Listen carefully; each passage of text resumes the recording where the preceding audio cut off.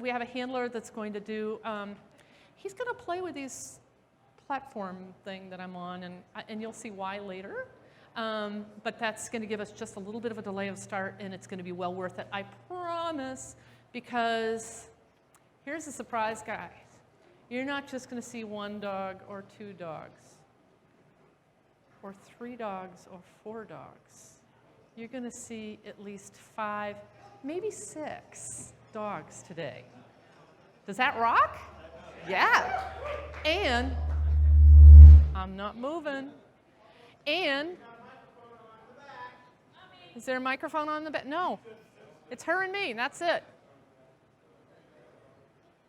Anyway, and at the very end, we will have a couple of Labradors that are available to have their pictures taken with you guys.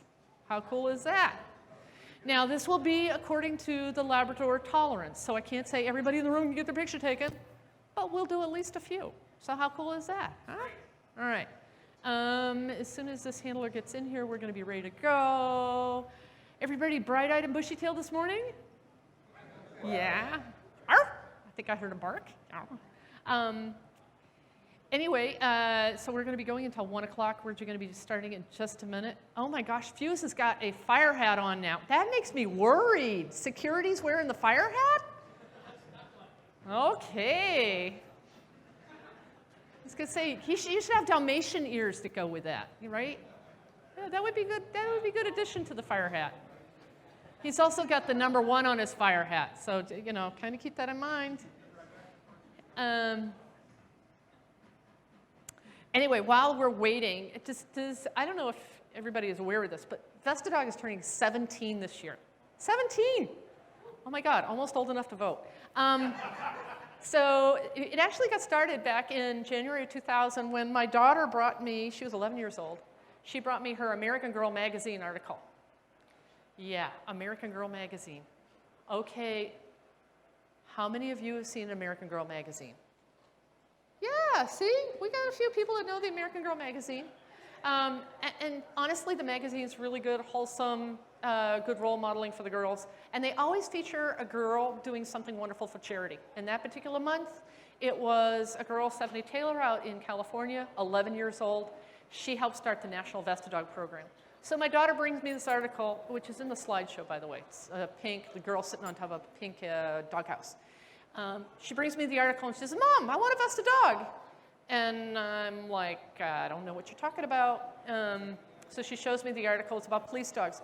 Mind you, there's nobody in police or law enforcement or military in our family. Never met a police dog before, so it started a journey where she enlisted a group of her kids. So I had a gaggle of 11-year-olds. That's a lot of fun. Learning about police dogs, we went and met a police dog, and the very first vest that we bought was only $650. Yeah, what a bargain. Anybody know how much the vest costs that we do now? How much? We got numbers all over the place. $1,000 is a basic patrol vest. The SWAT vest is a $2,400 vest. And actually, if we get a video rail on it, it goes up to $2,900. Yeah, for one vest for one dog. That SWAT vest is only for dogs who serve on SWAT teams. But there's reasons for having all that extra equipment, and we're going to have a handler talk about that today. I'm just going to hold on just a second.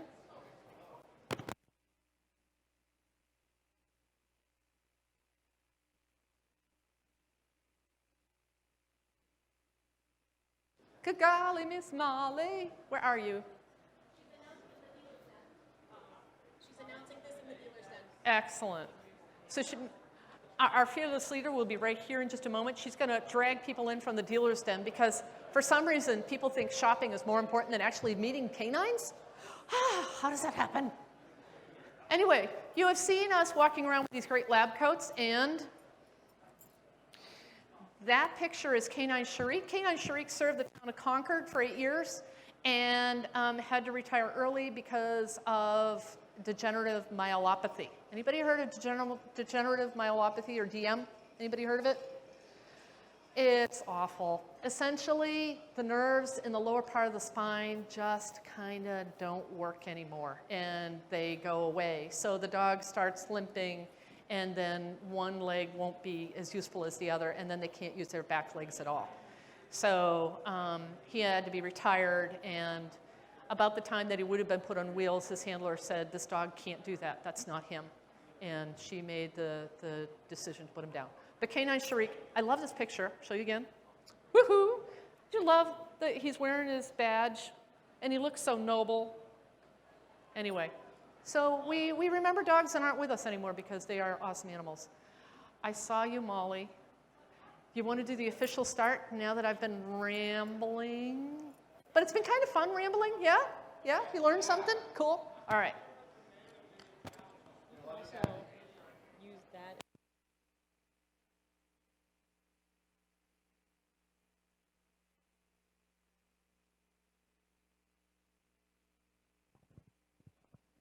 All right. Hi. Hi. All right. So, first off, I'm going to note the amazing Scales back there. Scales, if you want to walk around a little bit. So, Scales is one of our bucket brigaders, and if you want to toss any money in his bucket to help raise money for our charity, that'd be great. And Scales is just the cutest dragon. So, how can you say no to that beautiful cute face? Isn't he cute, Kathy? So cute. So cute. So yeah, this is the charity presentation, and this year is bound to be particularly awesome because we have a lot of dogs and a lot of officers, and Kathy and the Mass Vesta Dog crew, so it's just going to be a really good time. And we get to learn more about Quinn, and who doesn't love Quinn because he's the cutest. So Kathy, you're like really good at this, so I'm just going to let you do this, and I'm going to be right there. Great. Molly. Let's give Molly a round of applause, Gail Nexus. You rock. I cannot imagine being in her shoes or her paws because she accomplishes so much on behalf of us. So can we give another round of applause for Molly? Woo! I love her.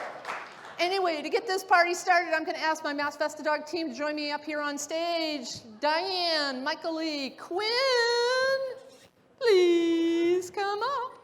Awesome, awesome, awesome. All right.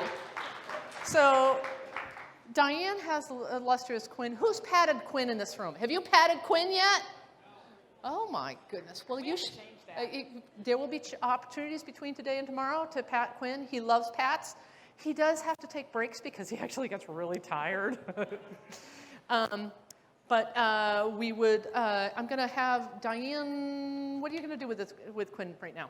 Just give a little talk. Okay. Do you need a microphone? Yeah. Yeah. I'll use my inside voice, my instructor voice. Everybody can hear me? Yeah. So, most of you work with Quinn or met Quinn, you've petted Quinn. Who knows what Quinn does?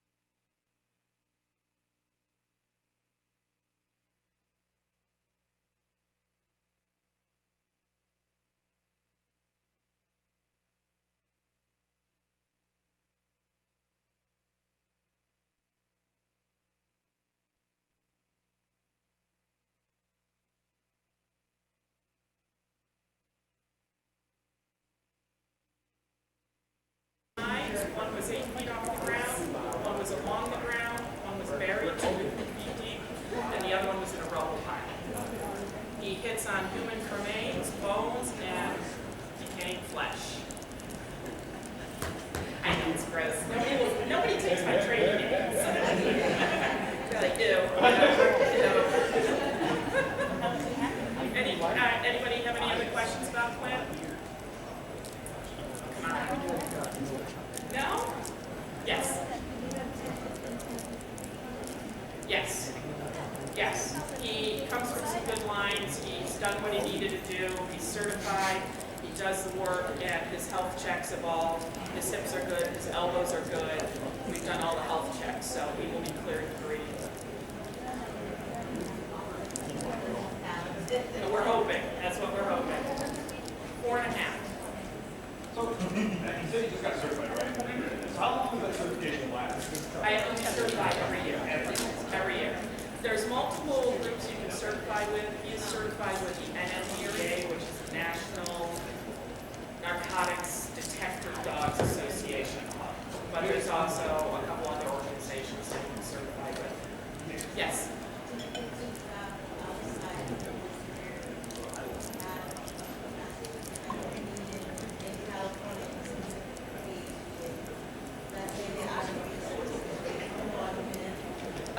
If he were involved on like a federal team, yes. I'm a veterinary technician by day, and I work for a security company on the side. So we're more of a private tracker, private entity. Southern Massachusetts. Yeah. Yeah.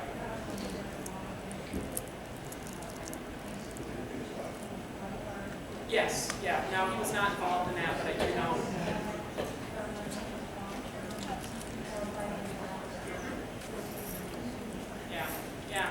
By a hunter. Thankfully, she was found and her family got some closure, which is why we did this. This is why we're. Quinn's a little tired. You guys have all kept me tired. Thank you.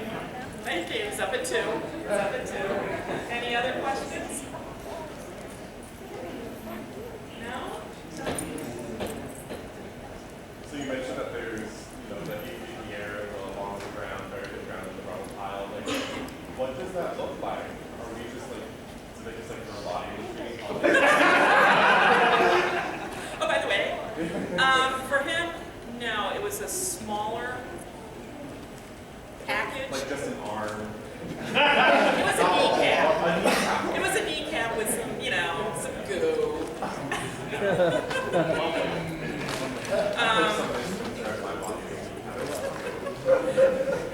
The along the ground hide was a jar of human remains. The buried hide was a 10 or 20-year-old femur bone that was 2 to 3 feet deep. And the rubble pile was a piece of the skull. Now, with a drug dog or a bomb dog, they have certain odors. They don't change. If you bury a kilo of coke today, it's going to smell the same 6 months later. You bury somebody today, they're not going to smell the same 6 months later. So he's got a whole range of odors he has to learn. So were you part of a registry where the authorities would get in touch with them in case that they needed to? That would be if I belonged to like a police agency or a team, a civilian team. But where we're private at this point, no. Yeah. So, well, the dogs getting like certified, are there like sort of like a test for you? Like score a certain amount to like pass, or say like are false positive that like schoolwork?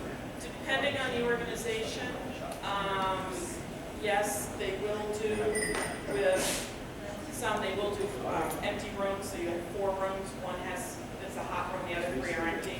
So you can't have a false alert. You have to find all 4 things at a time limit. It's like 100% pass fail. Yeah. Pass or fail, all or nothing. No stress there. It's really a trust your dog. You have to know your dog and trust your dog and feel good that when you call that alert, that's solid. Oh, so you have to say yes, we're going with this? Yep. Yeah, he sat at the base of the tree. He wears a tracking collar with a bell, so I listen for the bell. The location. He was at the bottom of the tree indicating to me, and during certification I had to call, it's here, alert, and that's where I knew yes or no. I know we'll probably see, but like, what is the indication? For him, depending, he'll sit. If there's odor at the tree, he may scratch. If he's really excited about the strong odor, he's going to bark. But it's all body language. It's all body language. When we had very tight, he just lay down and kept bouncing his head. Yeah, you know, the nose is on it and he looks up. The nose is on it and he looks up. And then if I were to back off and put pressure on the leash, he wouldn't come off it. He'll stay. He holds that position. And I hate to cut off the Q&A time, but we have a lot more dogs, and we have more questions, so let's give Diane and Quinn a round of applause.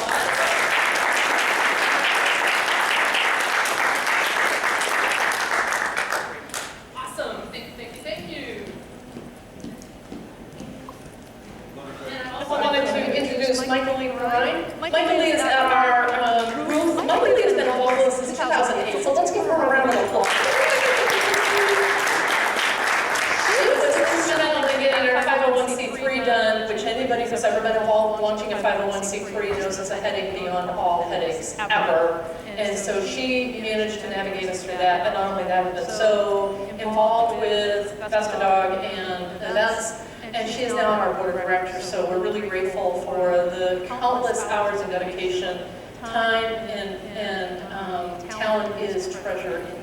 So we're really grateful. It's really wonderful to have her here. Make sure you say hello to her, because she's got lots of stuff to show you back at our booth. Thank you very much, Michael Lee. So without further ado, I am going to introduce our first handler, Trooper Susensky. Please join me on stage. Do you have a microphone? He doesn't have a microphone. I can talk. Can you talk loud enough? Can you hear? Say it. Can you guys hear me? Yeah. Awesome. So you know, troopers do have a projected voice. So Trooper Susensky is from the Mass State Police, and how much did we raise last year? $10,000. Last year, $11,000. That's right. So how did we spend $11,000? Trooper Susensky, tell us how we spent $11,000.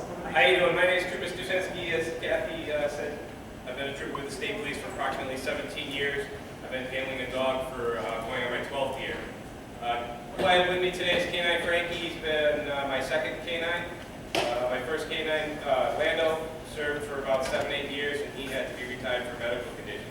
And he retired at home with my wife and became her buddy. Right now, Lando was a pilot program. He started, you might see I'm wearing a different uniform than usual. He was the first one to be assigned to our Special Tactical Operations Team, or what you guys would consider SWAT. He was the pilot program. Canine Frankie has succeeded him. He is now the first one that is full-time. That's all we do is we work with the SWAT team.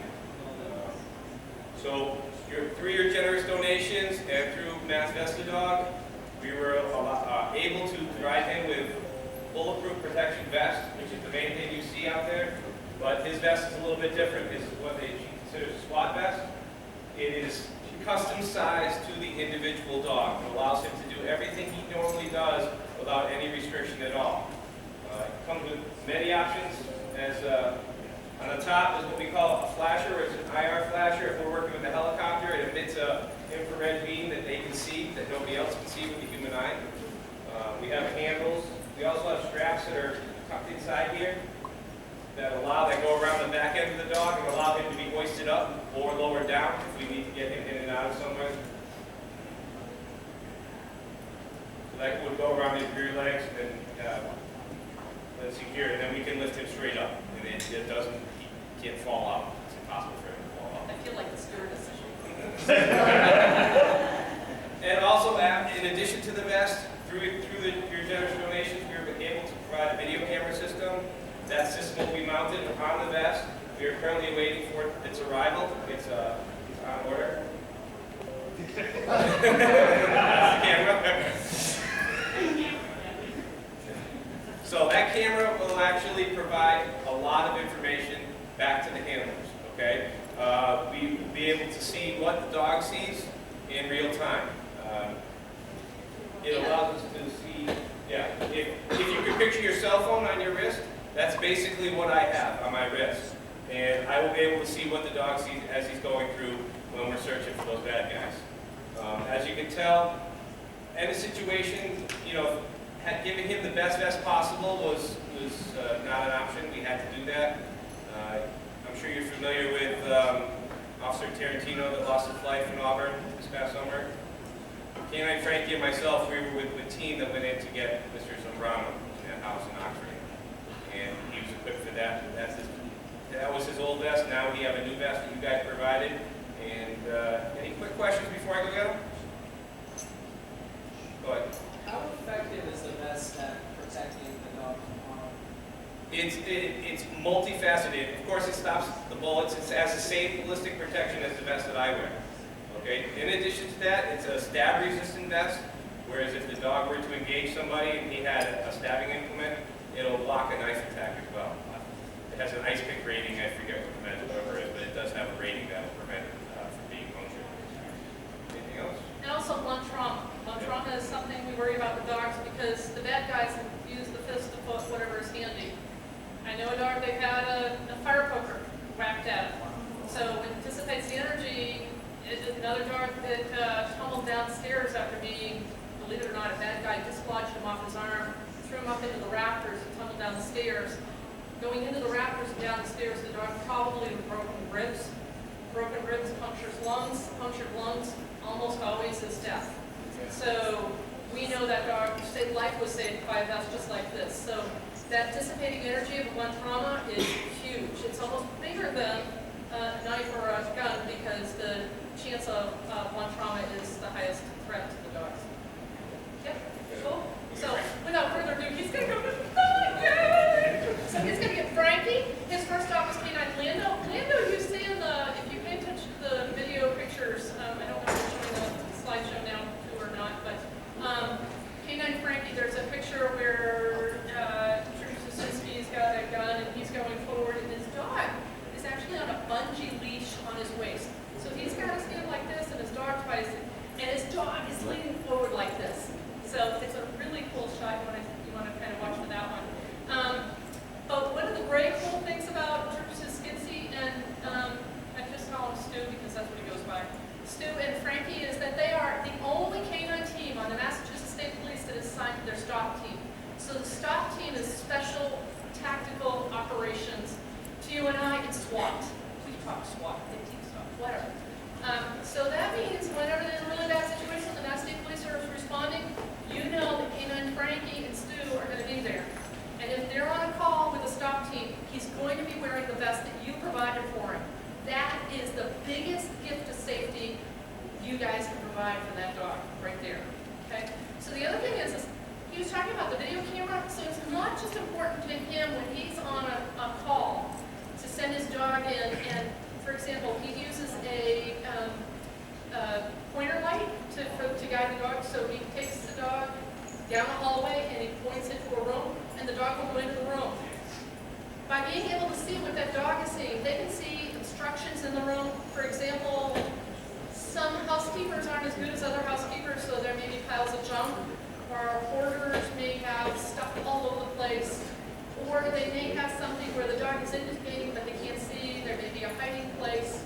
You may have seen on the state police feed, it was also on our feed on Facebook, there was a guy recently who went in behind a dryer and found a way to get into an attic.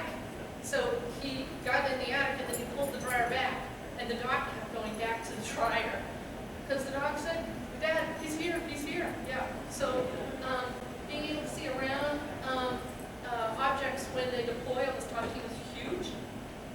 And not only does he have it here, but there's also a remote feed that can go into the command center as well. So that gives a lot of information, or intelligence. Intel is what it's all about in the law enforcement community. And so there we go. I'm going to shut up. Look who's here. So this is Canine Frankie. He's a 6-year-old Belgian Malinois. Like I said, our main responsibility now is we're full-time with the SWAT team. He's a patrol dog. He does building searches. He does everything to do with human odor, and that's his main function. So, as you saw with the Labrador too, all our dogs are toy reward dogs. So they work for the toy. This is what he wants. If I ask him to,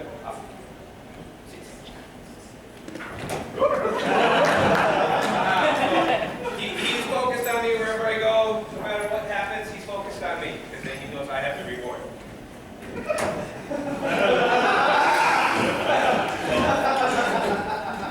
That's all our dogs work for is toys, believe it or not. That's their main thing. That's what they think. It's a game to them. Much serious to us. So that's why we have to provide them through your donations all the best protection we can for these guys. Russell? Yep.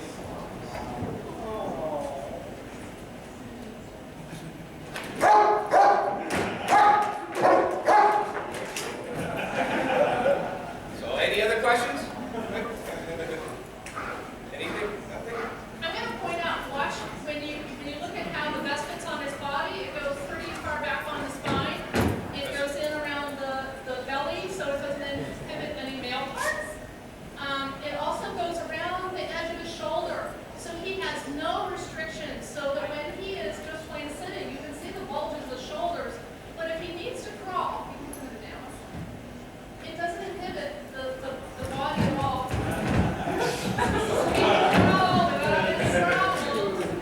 And that's really important. They need to not have any motion inhibited because the dog needs to be able to do his job. So, again, thank you so much for your gift of safety to make sure this dog has ballistic staff protected vest. Question? Just got one. Yep. Quick question. Like, do you often have to pick them up at all? Like, is that something that you're mostly comfortable with? All dogs tolerate a little bit different. You don't have to. He's trained. He's done repelling. He's been lowered. It's not his favorite thing. But if we have to get him in and out of somewhere, it gives us an opportunity to do that. Anything else?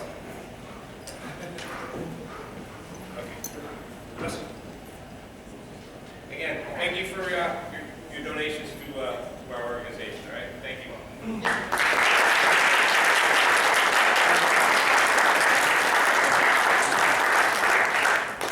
Okay, next up I'm going to introduce from Arlington Police Department, Officer Mike Hogan. Come on up and join me on stage.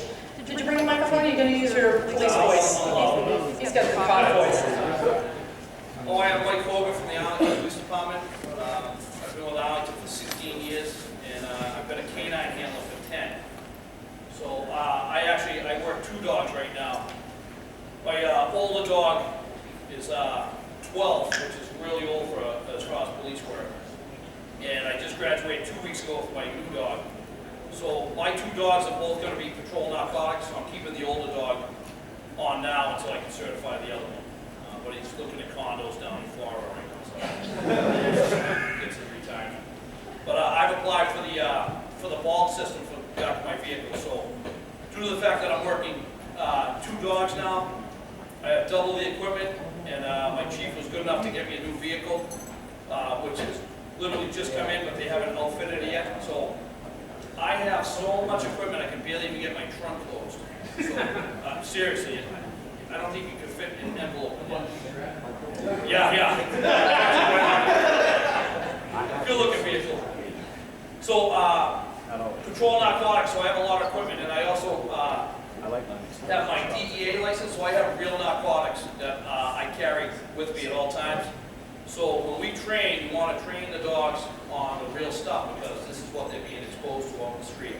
So doing that, it's a big deal on where you keep them, and they have to be locked up and secured. So I went through a long process with the DEA.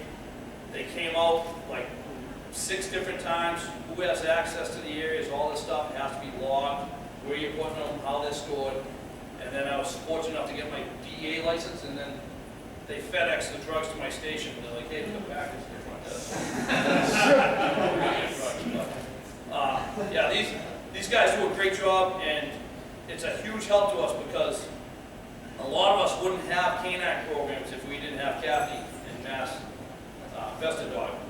Because the equipment is a necessity to have these programs, and we really rely on Kathy and all her help that she does for us to have this equipment. Because the departments are really strapped as far as getting equipment, because a lot of the grant stuff is dried up through the federal government, so we rely on her heavily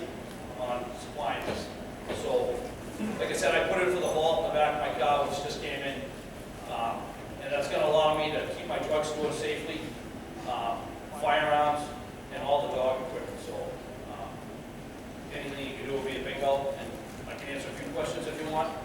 I've hidden something up on the stage here. I'll go get my other dog, so I'm going to bring the older dog in, and then I'll sweep the stage. So what we look for with the dog is like a change of behavior. So what happens is when I come up here, you should see a head snap, and then he's going to detail that area, and then he's going to bark and scratch at that location. And he's going to do all that work. First toy. Just for a towel. For tower. Don't tell them there's better things out there for me. This is work. So do you want to have these guys talk and do it at the end?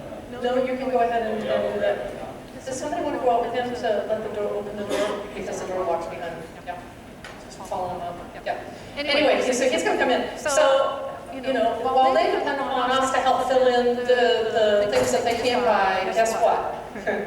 We depend on people like you to help make this all happen. So our job is to create awareness and raise those funds. But it's so cool to be here because not only are we having fun, but we're raising awareness, but we're also raising funds. So y'all have been very generous. We really appreciate that. We know that you guys are great about talking up this opportunity at the con throughout the weekend. So thank you very much for your generosity. He also talked about, he used some canine terms, so some of the things that they say, the head snap, literally you get the head snap up. You change in behavior, you watch the tail, how the tail changes, and also sometimes they'll do a sudden jerk of their body, like they're just, whoa, yeah, I'm getting what I like because he's going to get his toy. These handlers who are doing narcotics training with a rolled up towel, they will literally roll up hundreds of towels a year. They roll them up with first aid tape, and they get destroyed pretty easily. So they go through these cheap towels all the time. It's kind of funny, but at the same time it works really, really well because the dog doesn't get into the drugs, and the dog is working for that toy. And for them, it's like if we walk into a house and there's something really good smelling, it's like, oh, lasagna, that's just wonderful. Our eyes roll back in the head. No, that's like, for them, it's like, ooh, white towel, yay. So they don't think drugs, they think, ooh, white towel, playtime. So anyway, Canine Dasty is this dog that is retiring. And here is Dasty. So he's 12 years old. Can you believe that? Come on. Lane. So he's a maniac. He just loves to work. It's his life. So I'm going to put him up on stage. Hopefully he finds it. If not, I'll just leave.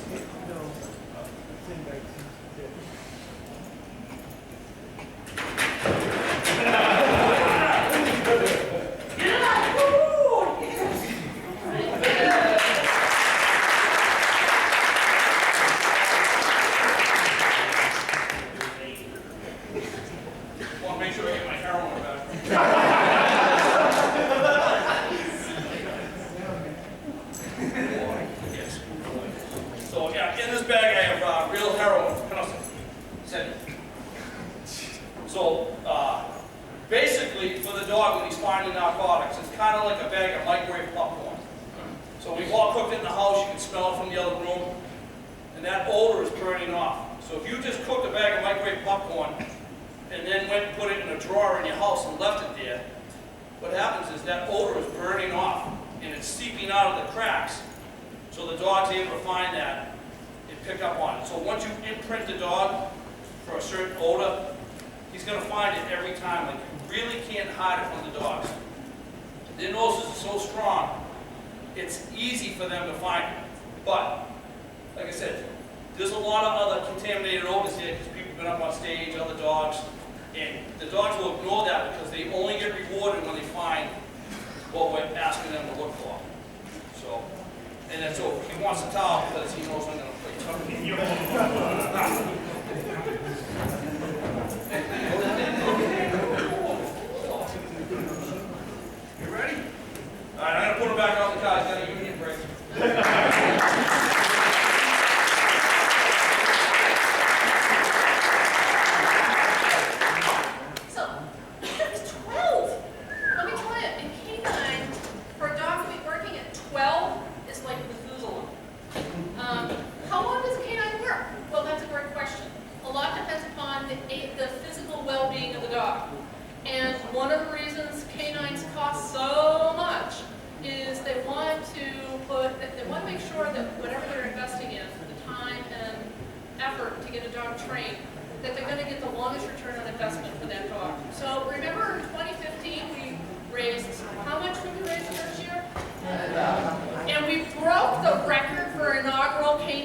charity fundraising. Yay! Some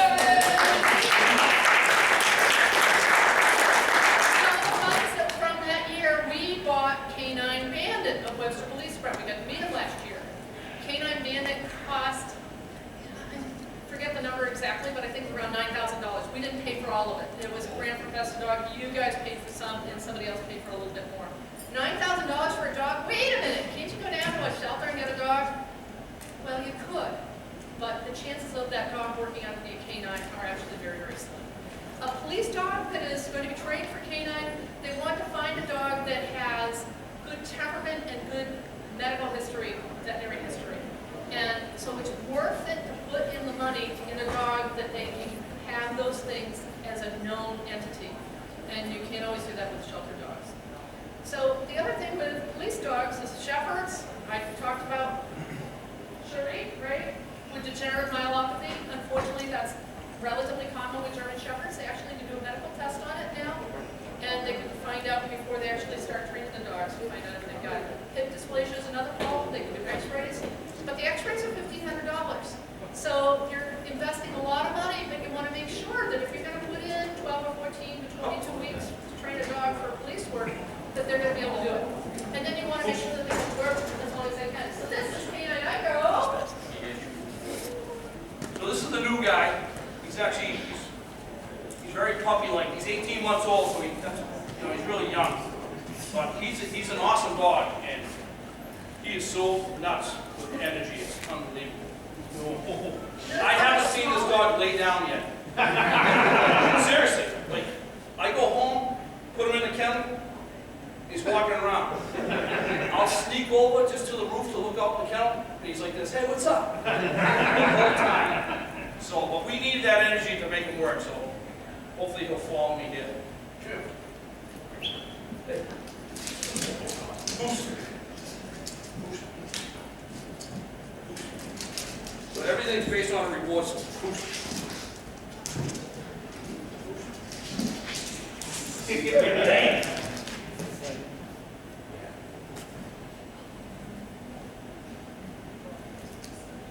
Boost. Boost. Obedience, and then everything based off this reward system. Boost.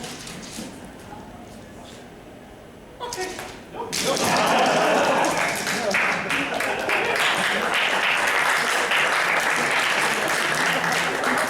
All that stuff goes back to the bond. He gets the ball, he's like, yeah, go over to the dad. Let him play tug with me. Go.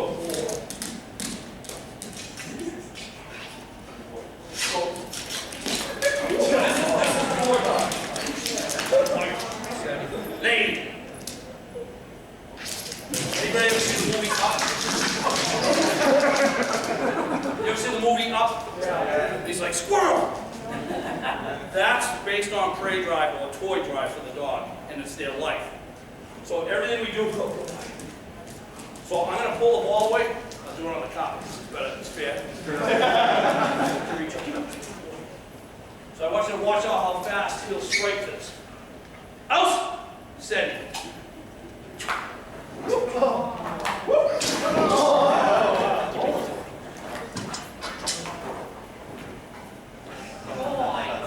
So, when we get too close, bail out, drop it. So, yeah, this is my new dog. I love him. He's awesome. So, any questions? You're speaking German, aren't you? I speak Czech and German. I just mixed up the commands. Anybody speak German here? Won't talk. Anybody speak Czech? No.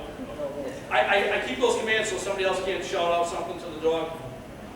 But, all in all, he's going to listen to me because I feed him. I keep telling the trainer that he loves me, and he keeps reminding me he loves me because I feed him. Piggybacking off that question, has there been any issue with people trying to like confuse dogs with like different commands?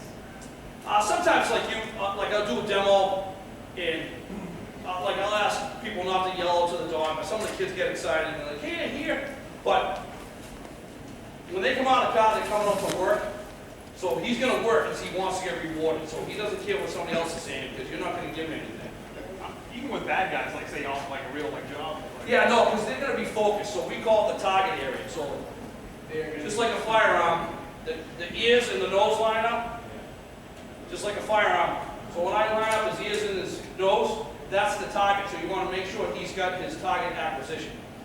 But as far as the apprehension work, like that's the least amount of anything we do. Like I'm constantly in schools, Cub Scouts, Girl Scouts, like I'll do a demo anyway, because that's where the strength of my program comes from. I'm very fortunate, Arlington loves the canines. But it's because it has nothing to do with me catching a bad guy, finding 2 kilos of cocaine, but I handed stickers out to little kids and went to the school. That's the strength of the canine program. These dogs are so smart and they're such an unbelievable tool. It's a department multiplier. It's like, it creates so much more, he can find stuff so much faster than it would take like a whole department, like search a building type. Yes, sir. Are there any concerns of the dogs getting their noses directly into an illegal substance? Yeah, so my job as the handler is to, my job is to protect this dog. So just yesterday, he's a new dog. Like I'm excited to put him to work. We went to a vacant building that they thought somebody went into, and there was glass all over the place. I'm not putting my dog in danger to get hurt so I can go search this building, because we know it's been vacant. So after searching everything, I was going to put the dog in. I'm like, I'm not getting hurt for this. And you know what? I just waited for the fire department to come.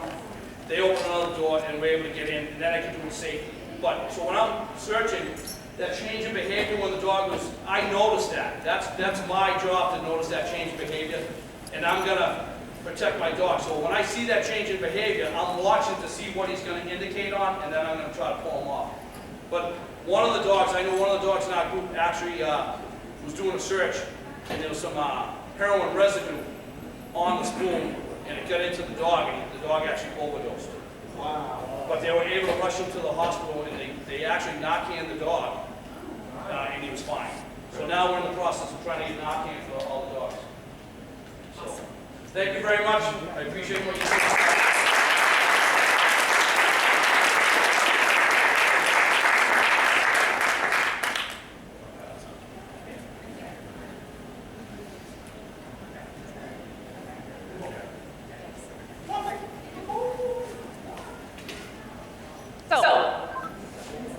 Last year, we raised money for Frankie for his desk and his camera, and this year, we met, who was here for opening ceremonies yesterday? Yeah? We got to meet Officer Ryan McLaughlin and his canine Tango. And does anybody remember what we're going to be working on buying him this weekend? What? Kennel thing is the back of the... Kennel for the back of the cruiser and?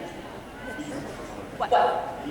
Key alarm, that's right, that's right. So I am going to give you an opportunity to meet 2 more officers who are also going to be raising money for kennels and key alarms. So from the Mass Environmental Police, let's extend a warm round of welcome to Lieutenant Hennessy and Officer O'Connell.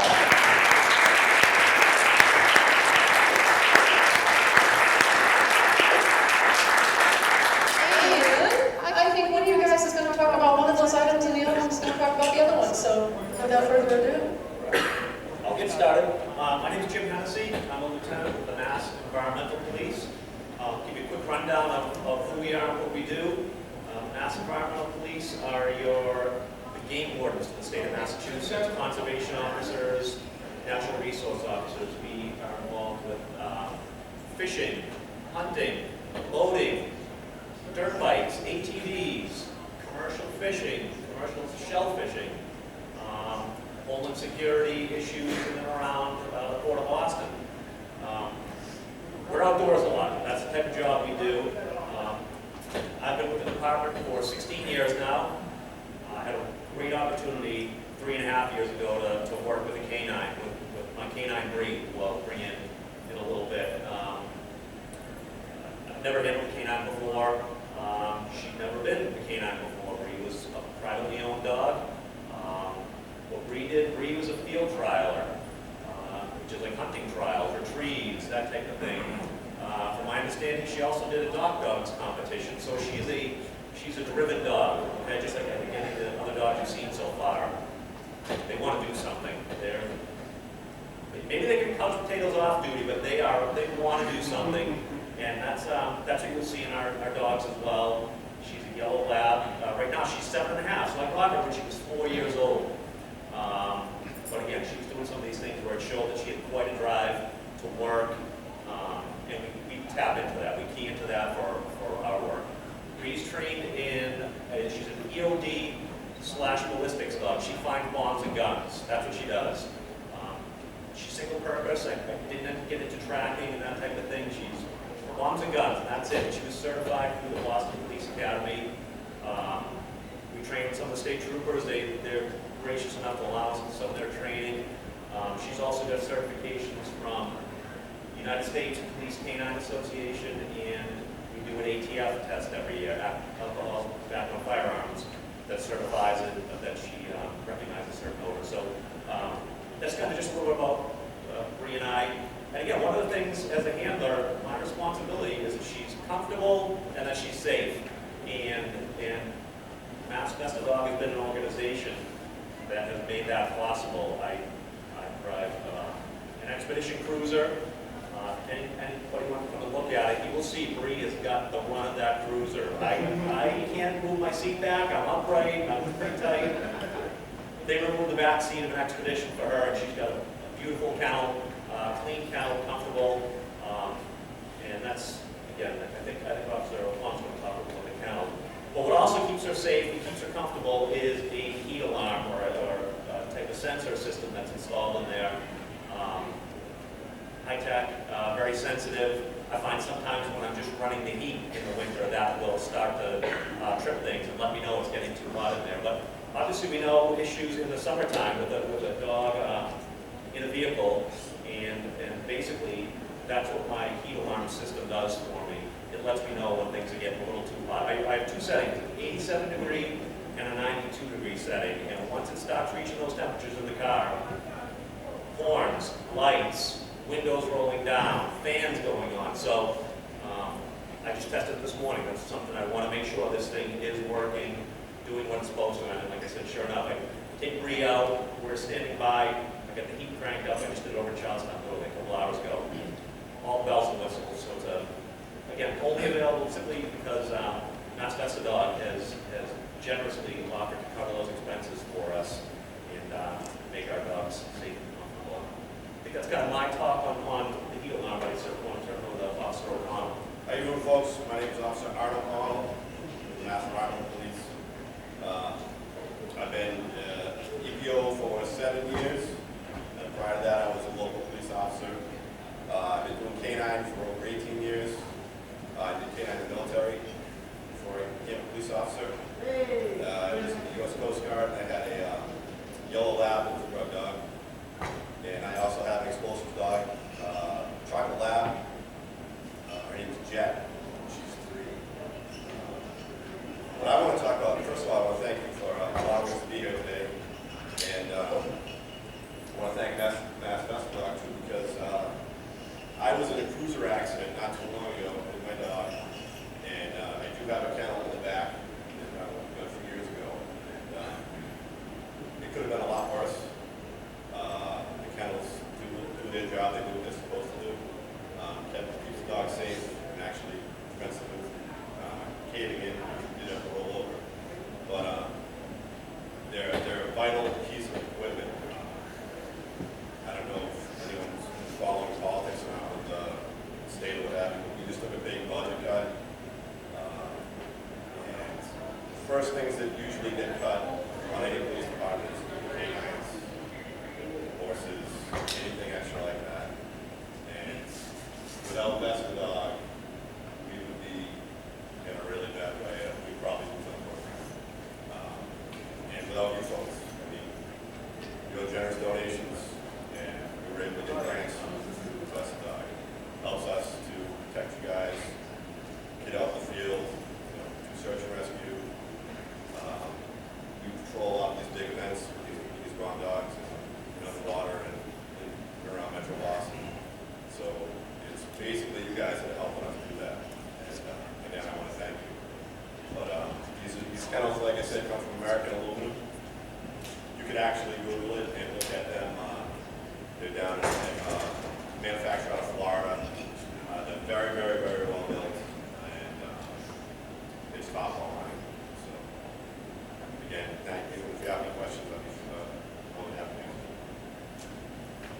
sir. Will you be possibly showing off like kennels at some point after this demonstration? What? Yeah, so when we are all done, after this session is done, people can come out and join us a couple at a time. We also have pictures in the slideshow of the dogs in the kennels, and also back at our booth, you can see pictures of dogs in the kennels. But the really cool thing about the kennels is the dogs can actually sit up, stand, turn around, lay down, so they have full ability to stand and stretch, as opposed to a little travel kennel. And the other thing is the structural integrity of the kennel actually reinforces, it's like an extra set of roll bars in the cruiser. So if you watch the slideshow, there's a picture of a cruiser that's been in a crash that's rolled 6 times. And the dog and handler went back to work 2 weeks after that accident. It looks like nobody could have walked away from it. But because of that kennel, if that had been a regular cruiser, I would question whether the officer would have made it. But because the extra reinforcement from the kennel, it protected not only the dog but the handler too. So that's huge. So, give yourself all the warm fuzzies possible, because this is a huge opportunity to protect their safety so they can in turn protect our safety. And that's just, warms my heart. Warm your heart? Yeah. All right, you want to get to more dogs? Go get your dogs, guys. Let's see some dogs. That's what it's all about. Yeah.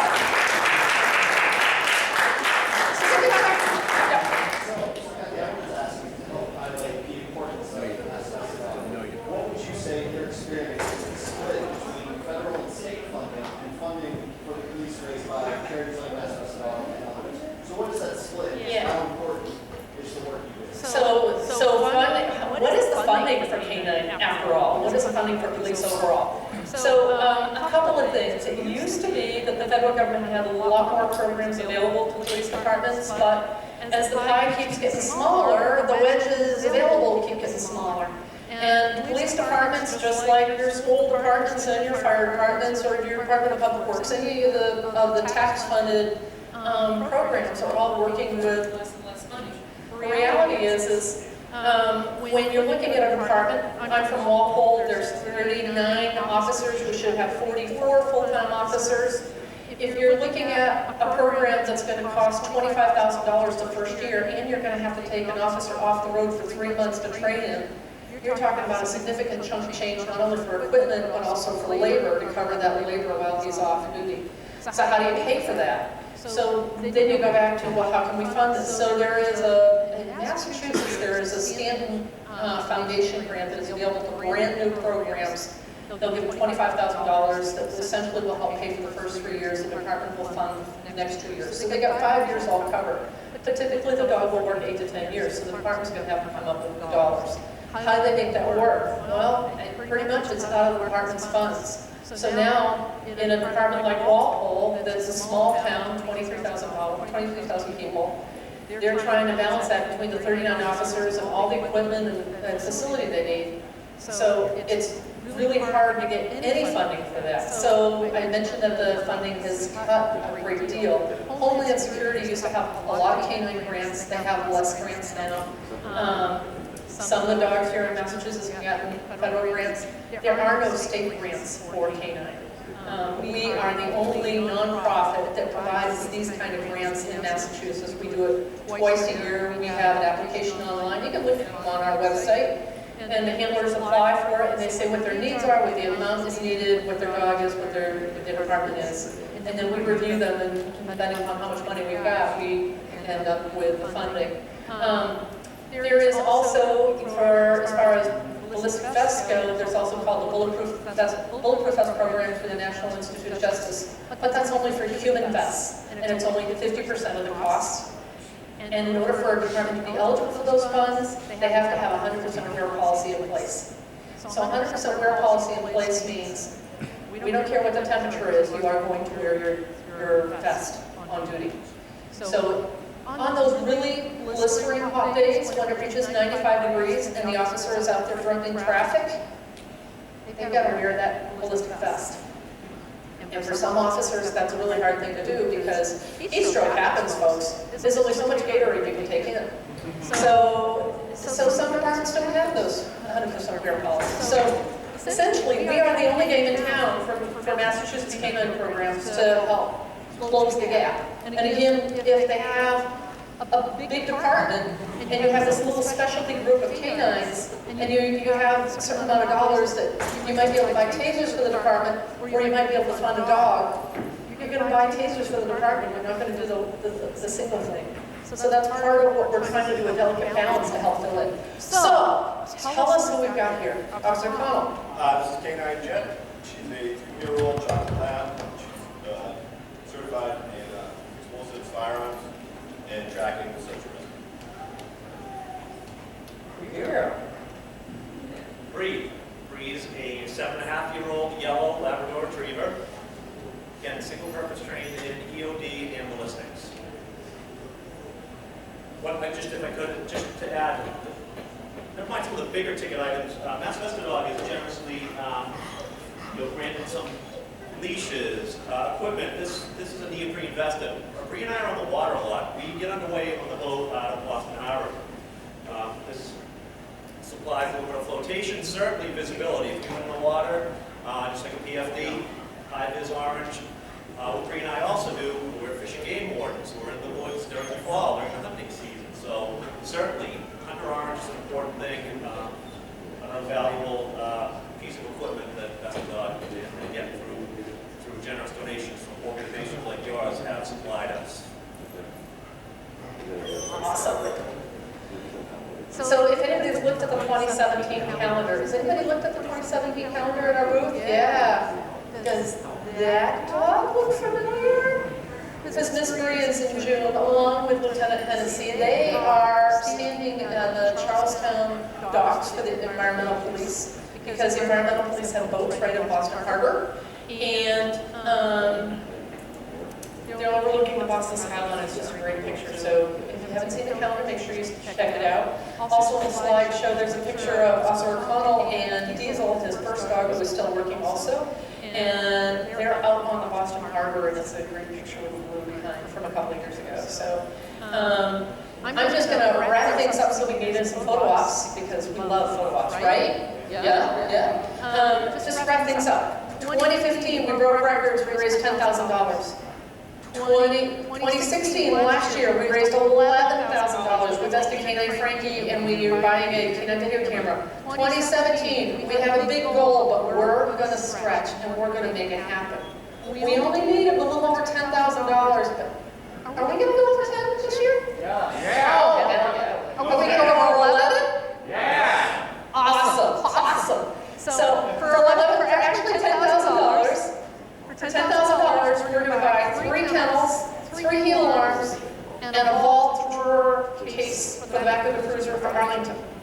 And now you see the dogs that you're going to be keeping safe. Isn't that awesome? Yeah. All right. So who wants to have their picture taken with a dog?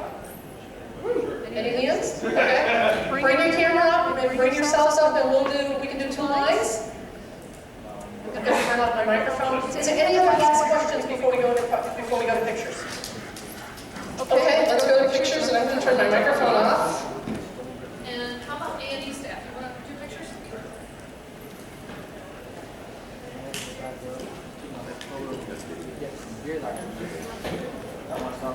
Give me